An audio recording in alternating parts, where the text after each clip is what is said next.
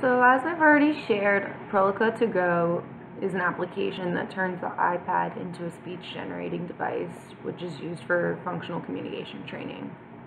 I apologize if the device was turned down low and you couldn't hear the spoken text. That's a feature that is adjustable. But some other benefits of this method for FCT is that it's incredibly customizable.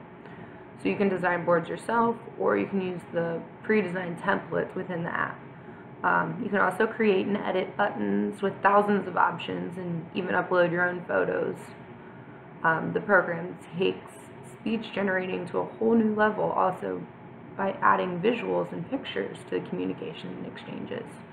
So not only is the spoken and the written text showing up, but in sentence form, you can have pictures show up with the sentences as well. Another feature includes self-voice recording.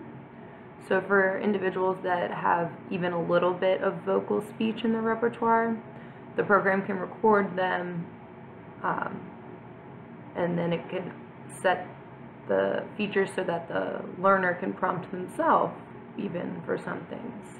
I'm going to show you now a short clip of a student using the application. He's being prompted by the therapist to use it to request food items.